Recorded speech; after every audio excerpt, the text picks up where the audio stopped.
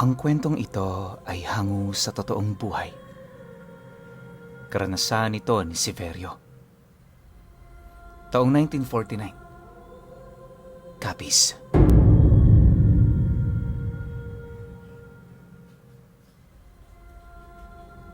Itong mga panahong ito, masasabi nating napakarami pang babaylan sa buong bansa. At kapag may mga problema ang mga tao sa usaping espiritual, ang mga ito ang siyang ipinapatawag ng mga ito. Sa bayan ni Severo ay nagkaroon din ng malaking papel ang mga babaylan simula pa noong unang panahon. Napatunayan din nila ang kanilang katapatan at katapangan noong panahon ng pananakop. Subalit, hindi natatapos doon ang kanilang katungkulan dahil nagsimulang maghasik ng lagim ang mga aswang sa kanilang lugar. Tung mga taong ito, marami nang namamatay na mga hayop. May mga nagsasabi na sinasadya ng mga tao ang pumatay nun upang magbigay ng takot sa kanilang kapwa, ngunit mas marami rin ang naniniwala na kagagawa ng aswang ang mga ito. Marami kasing nakakakita ng mga kakaibang nilalang na pagala-gala sa paligid, lalo na kapag gabi at kabilugan ng buwan. Sa kadahilanang ito, ang mga tiyuhin at tiyahin ni Severio ay naisipang alamin kung ano ang mga nilalang na yon. Kahit malakas ang kanilang kutob na aswang ang mga yon, alam nilang kailangan pa rin nilang pagtuunan yon nang sa gayoy alam nila ang kanilang dapat na gawin. Dahil lahat ng mga tiyahin at tiyuhin ni Severio ay mga baylan at babaylan, sa murang edad pa lamang ay naging mulat na rin siya sa kanilang gawain. Kadalasan ay umaalalay siya sa kanila sa kadahilanang madalas nilang sinasabi na siya ang susunod sa kanilang yabag. Gawa ng bata pa lamang kasi siya ay tinuturuan na siya ng mga ito. Dumaan ang mga taon at mas nagiging madalas na ang pananalasa ng mga kakaibang nilalang sa kanilang lalawigan. Mas naging kumbinsido na rin ang kanyang mga tiya at tiyo na mga aswang ang may gawa nun dahil nakakasagupa nila ito. Palibhasa kasi, sinasabi ng mga tiyahin at tiyuhin ni Severio na kumukuta ang mga aswang sa bundok kung saan minsan ding nagtago ang kanilang mga kaninu-ninunuan noong panahon ng pananakop ng mga Kastila. Kailangan mapaalis ang mga aswang na yon dahil baka darating ang araw at sila ang maghahari dito sa ating lugar. Paniguradong mababalot ng takot ang mga tao. Wika ng isang tiyuhin ni Severio. Nang mga panahong yon ay nasa edad na 20 anyos na si Severio, kaya nauunawaan na niya kung ano ang nais na ipahiwatig ng kanyang tiyuhin. Nagtanong pa siya rito kung ano ang kanilang binabalak, kaya nagwika naman ng mga tiyuhin niya na susubukan nilang itaboy ang mga aswang nang sa gayoy hindi na sila makapaghahasik ng lagim sa kanilang lalawigan.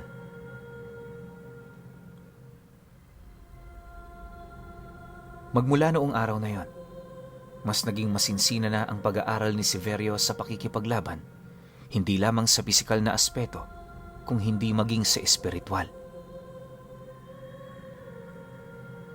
Maging siya ay inihanda ng kanyang mga tiyuhin at tiyahin sa pakikipaglaban sa mga aswang.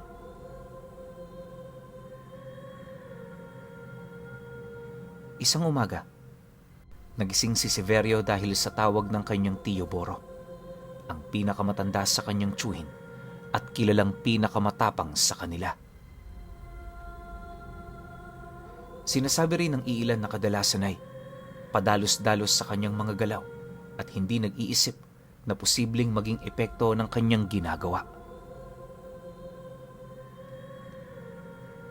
Agad namang napabangon si Severio at nagtanong sa kanyang tiyo kung ano ang kanilang gagawin o kung meron silang pupuntahan.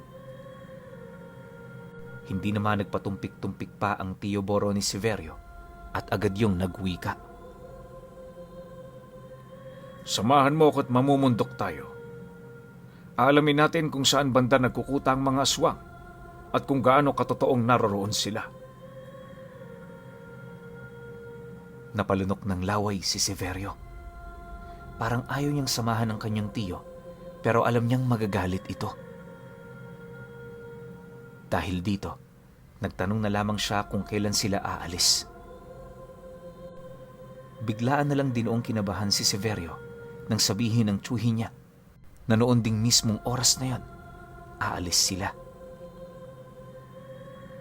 Wala nang nagawa noon ang binata kung hindi ang madaliin ang kanyang pagkain at paghanda ng kanyang mga kagamitan. Makaraan lang ang ilang sandali. Dala ang kanyang sako na may iilang damit, itak, at mga ilang bote ng gamot. Bumaba na siya at tumungo sa naghihintay niyang tiyuhin. Subalit bago pa man sila tuluyang umalis, may ibinigay na isang bote ang kanyang tiyo Boro sa kanya. Sinabi nito kay Severio na naglalaman ang bote na iyon ng iba't ibang sangkap na siyang magpoprotekta rito sa mga masasamang elemento sa gubat na pupuntahan nila. Nagpasalamat naman si Severio sa kanya at saka ginawang habak ang naturang maliit na bote. Noong mismong sandaling yon, nagpasya na silang umalis.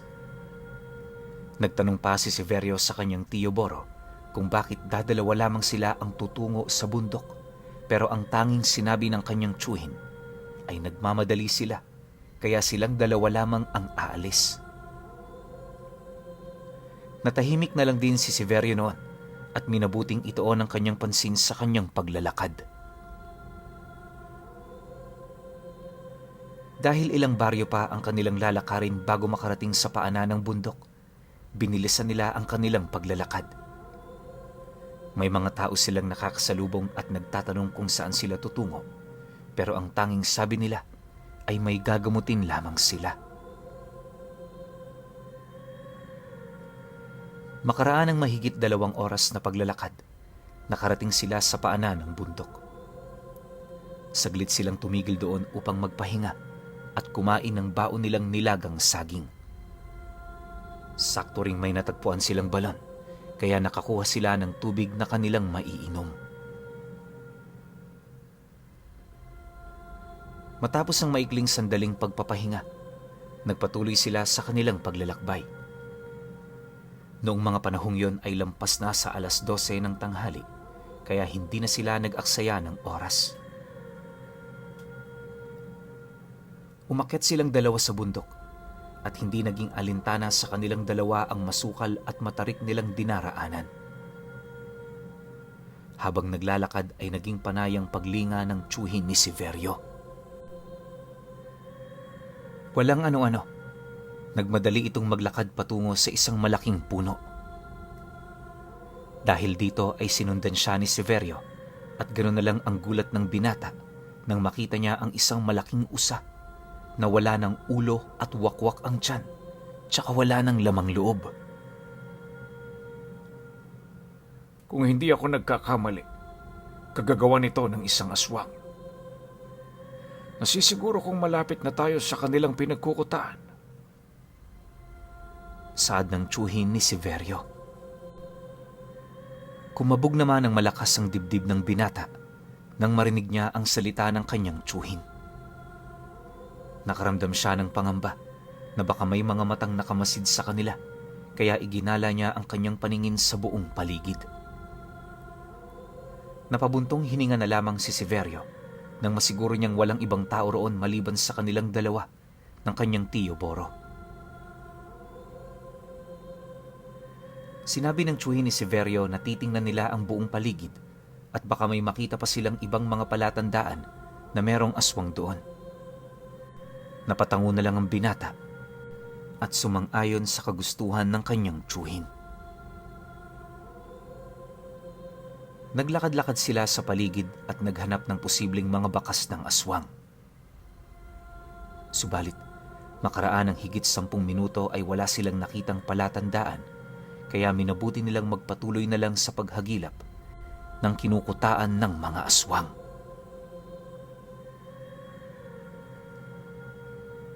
Nasa kalagitnaan sila ng kanilang paglalakbay noon nang biglang umihip ang hangin. May kasamang malansa at nakakasulasok na amoy yun, kaya parehong natigilan ang magtsuhin. Nagpalinga-linga sila hanggang sa mapako ang kanilang paningin sa isang patay na puno. Noong una, inisip nilang baka hayop lamang ang nakabitin doon, pero nangilabot silang dalawa nang mawari nilang katawan palayo ng isang tao at nabubulok na. Matapos nilang makita yon, nagpatuloy silang dalawa sa kanilang paglalakad. Sinabihan pa ng kanyang tsuhin si Severio na magmatsyag sa kanilang paligid dahil baka biglaan silang sugurin ng aswang. Napatango naman ang binata at sinunod ang habilin ng kanyang tsuhin. Nagpatuloy sila sa paghahanap ng kinukutaan ng mga aswang, subalit inabot na sila ng dilim ay hindi pa rin nila makita kung saan banda nagkukuta ang mga aswang na yon.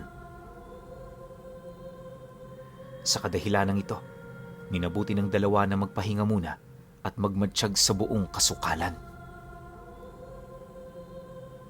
Naupo silang dalawa sa lilim ng puno. Ngunit bago pa man sila tuluyang magpahinga, gumuhit muna siya sa paligid ng puno kung saan sila magpapahinga. Nagtanong naman si Severio sa kanyang tsuhin kung para saan ang guhit na yon, at ang tugon naman nito sa kanya ay para hindi sila madaling makita ng aswang o kahit na anong elementong dadaan sa tapat nila. Dahil sa pagod ng tsuhin ni Severio, pagkaupo nito at pagkasandal sa puno ay agad itong nakaidlip. Si Severio naman, nagmatsyag lang sa kanilang paligid, lalo pa at madilim na ng mga oras na yon. Nasa ganoong kalagayan sila nang makarinig sila ng mga ingay sa hindi kalayuan. Noong una, parang mga pusang naglalampungan lamang yon. Subalit habang patagal ng patagal, nawari ni Severio na hindi yon mga pusa, kung hindi ibang uri ng nilalang na tila nagsasaya. Lalo pa siyang kinutuba ng hindi maganda nang mapagtanto niyang pahina ng pahina ang ingay na kanyang naririnig at parang nasa paligid lamang nila ito. Sa kadahilanang yon, tumayo si Severio at sinubukan niyang maglakad-lakad. Lumabas siya sa iginuhit ng kanyang tsuhin at hinagilap ang pinagmumula ng mga ingay na nauulinigan niya. Nasa kalagitnaan siya ng kanyang paglalakad nang may marinig siyang kaluskos sa unahan. Napasipat doon si Severio, ngunit wala naman siyang nakikita. Dahil nagpapatuloy ang kaluskos na kanyang naririnig, ipinako roon ni Severio ang kanyang paningin. Habang nasa ganoong sitwasyon, nakaramdam siya ng pangingilabot. Dahil dito, hinugot niya ang kanyang itak, tsaka inihanda ang kanyang sarili. "Sino yan? Magpakita ka sa akin!" Pasigaw na tanong ni Severio habang nagmamatsyag sa paligid. Subalit, pagkatapos siyang magsalita ay biglang naging tahimik ang paligid. Alam ni Severio na naroroon lamang ang nilalang na gumawa ng pagkaluskos, kaya marahan siyang naglakad upang lapitan ang bahaging pinagmula ng ingay. Saktong nakadalawang hakbang na siya nang may marinig siyang lumapag sa kanyang likuran. May narinig din siyang pag-angil, kaya agad na napalingon si Severio. Halos lumuwa ang kanyang puso nang makita niya ang isang mabalahibong nilalang na may nagbabagang mga mata. Nagtataon din kasi na maliwanag ang buwan at lumulusot ang sinag nun sa kanilang kinatatayuan, kaya hindi yun nakaligtas sa paningin ni Severio. Magsasalita pa sana ang binata sa naturang nilalang, pero may narinig siyang tumatakbo ng papalapit sa kanyang kinaroroonan. Agad din niyang ibinaling ang kanyang pansin doon at mas lalo pa siyang pinanindigan ng kanyang mga balahibo nang makita ang tatlong nilalang na kauri ng naunang dumating. Mga aswang kayo. Kayo ang hinahanap namin. Hindi kayo nararapat sa lugar na to. Matapang na saad niya. Pagkarinig ng mga aswang sa mga kataga ni Severio, napaangilang sila at nagkatitigan. May isa pa sa kanilang napahakbang ng isang beses, kaya inambahan na rin siya ni Severio na tatagain. Kahit na may takot siyang nararamdaman ng mga panahong yon, pilit niyang itinago ito sa mga aswang. Walang ano-ano, mabilis na sumugod ng sabay-sabay ang mga nilalang na yon kay Severio, kaya sinubukan niyang iwas-iwas ang kanyang itak. Subalit, naging baliwala yon sa mga nilalang at nagpatuloy sila sa paghakbang ng marahan at papalapit sa kanya. Noong akmang dadakmain na sana ng mga aswang si Severio, biglaan silang natigilan.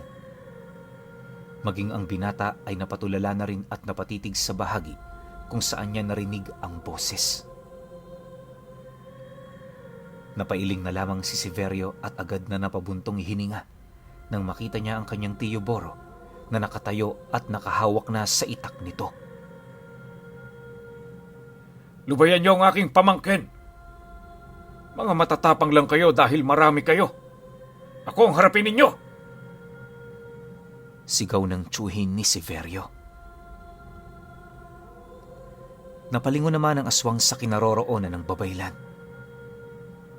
Ngumisi sila at ilang sandali pang napatitig sa kanya na animoy kinikilatis nila ang tiyuhin ni Severio. Muli pang nagsalita ang babaylan at sa pagkakataong yon tuluyan ng ibinaling ng mga aswang ang atensyon nila roon. Tatagain pa sana ni Severio ang isa sa mga aswang na yon, subalit bago pa man niya magawa ang naturang bagay, umalis na ang mga nilalang sa kanyang tabi at sabay-sabay na sumugod sa kanyang tiyuhin. Walang naging pagpapatumpik-tumpik na umatake ang aswang sa tiyo Boro ni Severio, kaya nilabanan niya ang mga ito. Tatakbo rin sana ang binata upang tumulong sa kanyang tiyuhin, pero bago pa man niya magawa ito, ay nabuwal na ang mga aswang sa lupa at lahat sila ay sugatan. Nang makita ng baylan si Severio na nakatulala at nakamasid sa kanya, mabilis niya itong niyaya at sinabihan na aalis na sila sa bahaging yon dahil baka may iba pang aswang na nakaabang. Hahanapin natin ang kanilang pinagkukutaan. Kailangan masunog natin yon nang sa gayoy wala na silang magiging lungga. Saad niya kay Severio.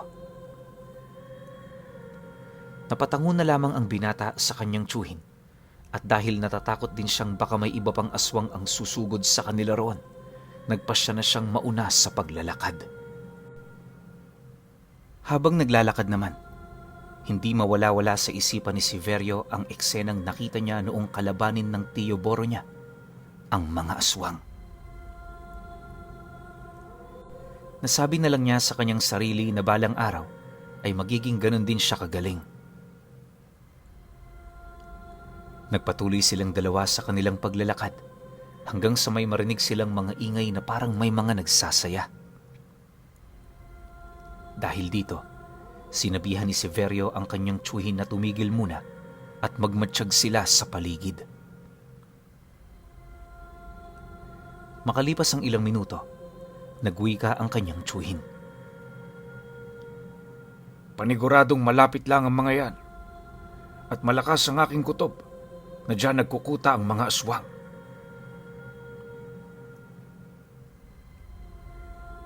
Nagtanong naman agad ang binata sa kanyang tiyuhin kung ano ang kanilang gagawin at ang sabi nito ay tutunguhin nila ang bahagi kung saan nila naririnig ang mga ingay. Dahil madilim ang paligid, saglit na tumigil ang tiyo ni Severio upang kumuha ng mga tuyong sanga at dahon na siyang magagamit nila bilang sulo. Inipon nila yon, itinali at sinindihan. Nang masiguro na nila ang kanilang sulo, muli silang naglakad. Marahan silang naglakbay habang naghahanap ng palatandaan na meron ngang kuta ng mga aswang sa bahagi na kanilang tutunguhin. Walang ano-ano, Habang naglalakad sila ay may narinig silang mga ingay na parang nagmamakaawa. Subalit, hindi yun nagtagal at napalitan ng napakalakas na pagsigaw. Dahil dito, nagpasya silang dalawa na dumiretso na ng paglalakad. Pagkaraan ng mahigit 10 minutong paglalakad, nakarating sila sa pusod ng gubat. Pareho na lamang silang natigilan nang makita nila ang iilang mga kubo roon na napapaligiran ng mga sulo. Malakas ang aking kutob na yan ang ating hinahanap. Maging alerto ka sa kung anumang posibleng mangyari. Saad ng Tio Boro ni Severio. Napatango naman ang binata at ginala ang kanyang paningin sa buong paligid. Nang magsimula na naman silang makarinig ng mga ingay, nagpasya silang dalawa na dumiretso sa paglalakad upang lapitan ang maliit na pamayanang yon. Habang naglalakad, halos lahat ng mga balahibo sa katawan ni Severio ay naninintig. Ngunit dahil kasama naman niya ang kanyang tiyuhin, kahit papaano ay kampante siya na walang masamang mangyayari sa kanila. Subalit, saktong pagkalapit nila sa pinakaunahang bahay roon, labis silang nagtaka, gayong bigla ang naging tahimik ang paligid. Kinutuba ng hindi maganda ang tiyuhin ni Severio, kaya sinabihan niya si Severio na pumuesto sa kanyang likuran. Walang ano-ano, nakarinig sila ng mga ingay sa bubunga ng mga kubo roon. Parang may mga lumapag doon, kaya parehong napatingala si Severio at ang kanyang Tio Boro. Ganun na lamang ang gulat nila nang mawaring halos 10 nilalang ang nasa ibabaw ng mga bubong. Umaangil sila at anumang oras ay lulundag upang sumugod. Agad ding napalingon sa kanilang paligid sina Severio at ang kanyang tiyuhin nang may maramdaman silang paggalaw. Halos mapaihina sa takot noon ang binata noong malaman niyang pinaliligiran na pala sila ng napakaraming aswang. Tiyo, anong gagawin natin? Mukhang hindi natin sila kakayanin . Kinakabahang sambit ni Severio.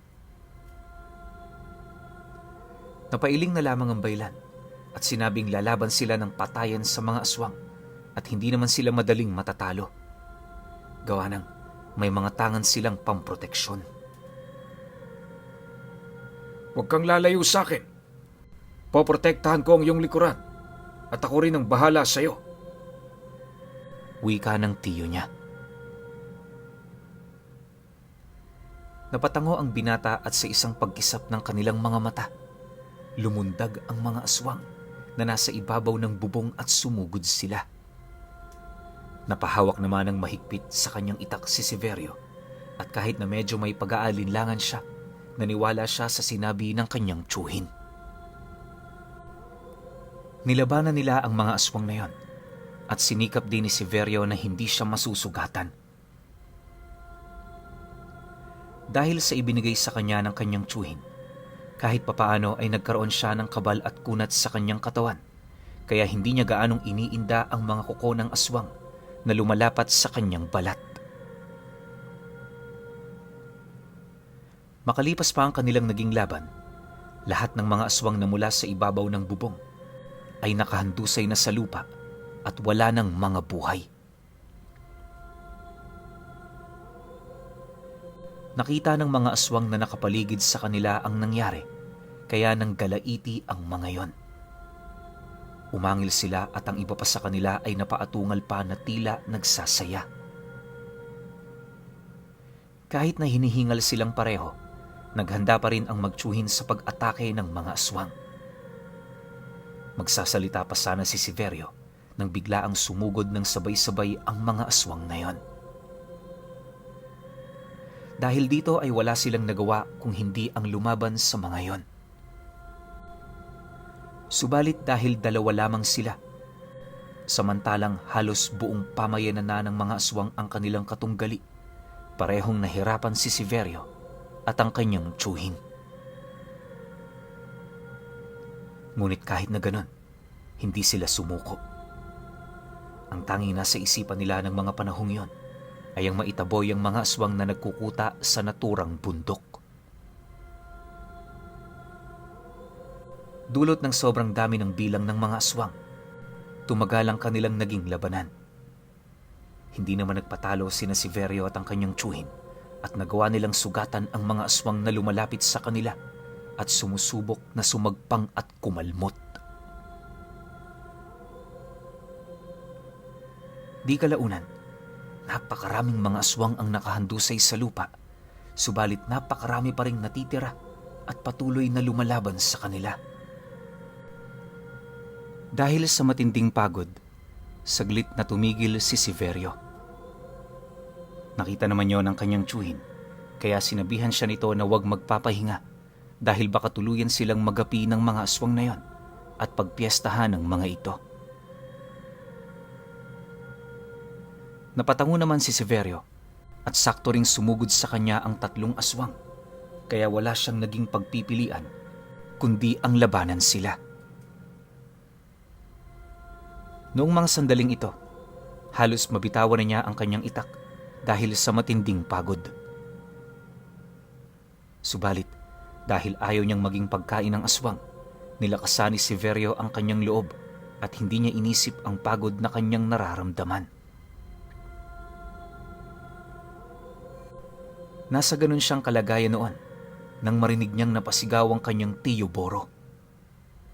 Dahil dito napalingon siya roon at kinunalang ang kanyang gulat nang makitang nakahandusay na ang kanyang tiyuhin sa lupa. Ngunit kahit na ganun, patuloy niyang iwinasiwas ang kanyang itak upang labanan ang mga aswang. Subalit, dahil alanganin ang kanyang pwesto, nagawang agawin ng isang aswang ang itak niya at itinapon sa hindi kalayuan. Napasigaw na lang noon si Silverio para kunin ang atensyon ng mga nilalang na yon, pero nakatuon talaga ang kanilang atensyon sa bahilan. Marahil ay tuwang-tuwa ang mga ito sapagkat nagawa nilang masukol ang tiyuhin ni Silverio. Nataranta naman ang binata dahil alam niyang posibleng patayin ng mga nilalang na yon ang tiyo Boro niya, kaya napasigaw siya at buong bilis na sumugod doon. Pero bago pa man siya tuluyang makalapit sa kinaroroonan ng kanyang tiyuhin, hinarang siya ng 5 aswang. Sinubukan pang tumakas ni Silverio mula sa kanila, pero nagawa siyang hawakan ng mga aswang. Inagaw din nila ang kanyang hawak na itak at nagbanta ang mga yon na kapag papalagpas si Silverio, ay kakainin nila ito ng buhay. Subalit, sa likod ng banta ng aswang na yon, hindi naman natinag si Silverio.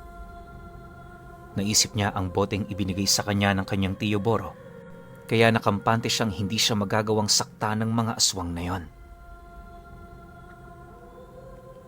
Naisip din niya na marahil ay wala ng panangga ang tiyuhin niya dahil naibigay na nga ito sa kanya.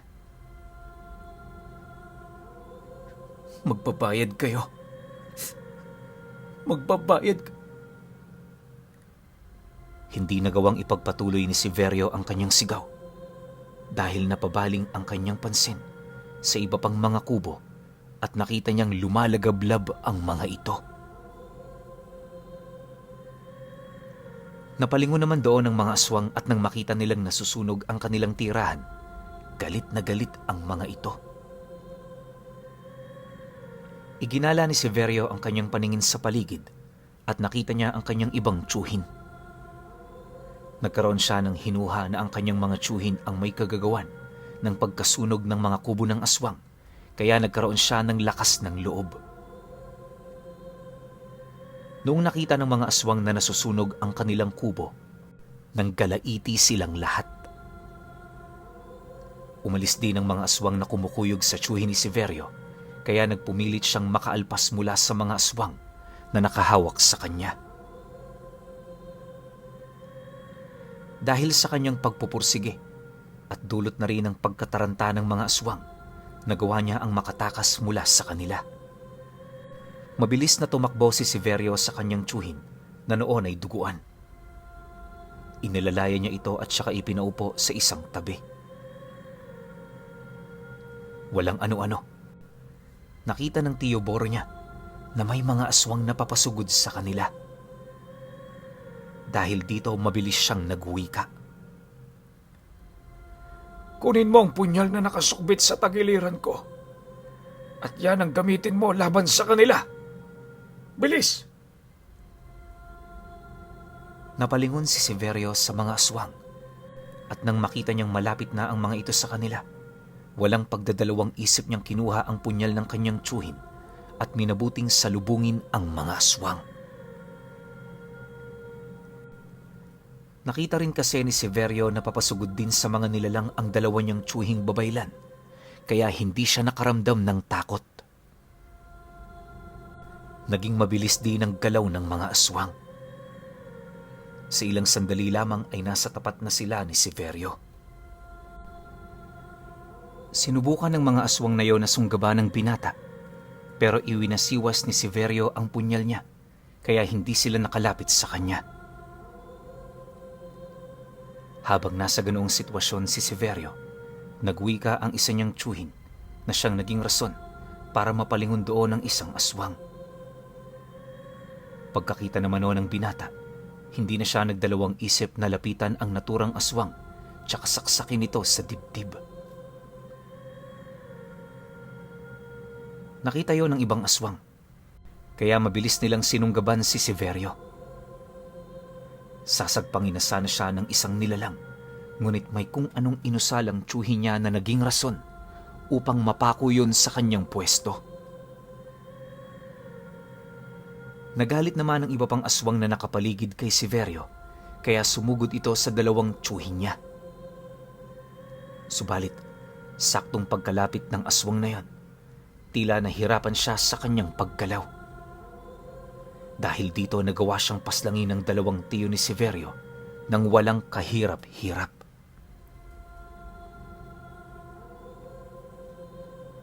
Nang mga panahong yon, ginilita ni Severio ang aswang na nakapako sa kanyang pwesto. Pagkatapos nito, lumapit siya sa dalawa niyang tsuhin at nagpasalamat sa kanila. Mabuti na lang po't nakarating kayo rito. Malamang kung hindi, baka baligtad pa ang nangyari, sabi ni Severio. Napailing naman ang kanyang dalawang tsuhin. Napalingon na lang din sila sa mga kubong nasusunog at nang makita nila ang dalawa pang kasama nila, doon na nagsalita ang isang tsuhin ni Severio. Pasalamat kayo at alam namin kung ano ang tumatakbo sa utak ni Boro. Pati ikaw nagawa ka pa niyang ilagay sa alanganin dahil sa biglaan niyang pagdedesisyon. Pero hayaan na lang natin yan. Samahan mo na muna kami para masiguro nating wala nang natitirang aswang dito. Sambit ng isang tiyo ng binata. Hinalughog nga nila ang buong paligid at sinugurong wala ng mga aswang na natitira. Napagpasyahan din nilang itapon sa apoy ang mga katawan ng nilalang na yon, nang sa gayoy makasiguro silang hindi na mabubuhay pa ang mga ito. Matapos nilang gawin ang bagay na yon, minabuti nilang puntahan ng Tio Boro ni Severio. Nakita nilang wala siyang malay, kaya mabilis nila itong nilapitan. Niritwalan pa nila yon upang bumalik kaagad ang kanyang malay tao at lakas.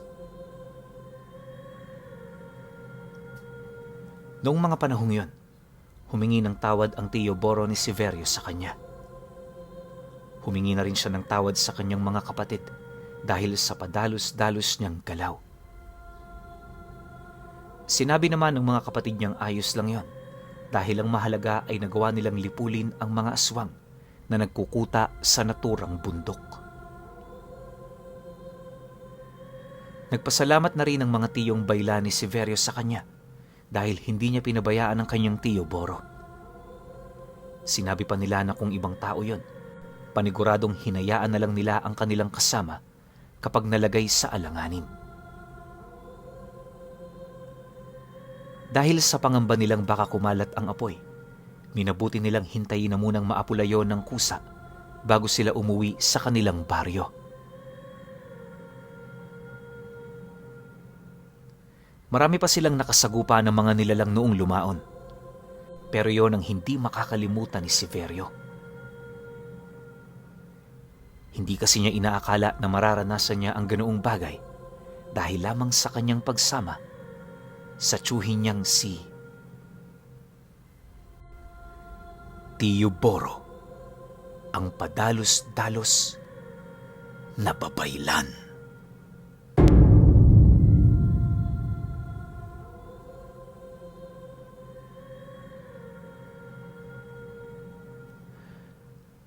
Okay. Opinyon ko sa kwento. Galing ng kwento na to, no? Isipin niyo isang buong angkan sila ng mga babaylan.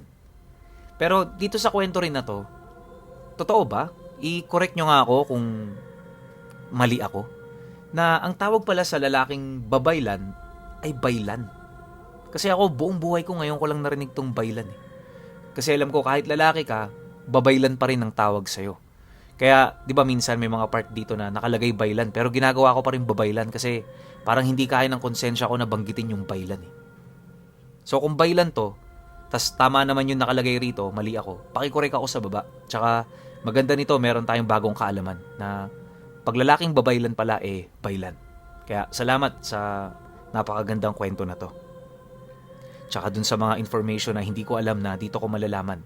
Kung tama pero pag mali, sabihin nyo pa rin sa akin. Okay, wala naman ako ibang maibibigay na opinion sa kwento kasi nga sobrang ganda talaga eh. Punong-puno ng bakbakan. Yun nga lang, yung pinakamalakas sa angkan nila padalos-dalos. Hindi naman pwedeng ganun na porket sobrang lakas mo hindi ka na mag-iisip. Diba? Dapat talaga lahat ng bagay pinagpaplanuhan yan. Paano kung di dumating yung mga iba niyang tsuhin? Di malamang katay sila. Tapos wala tayong ganitong kwento. Diba? Yun lang yung pinaka-lesson ng kwento na to na huwag tayo magpadalos-dalos kahit na alam nating lamang tayo. Pero kayo, kung may opinion kayo sa kwentong ito, comment nyo lang sa baba. Yun lang. Hanggang sa susunod na kwento. Salamat.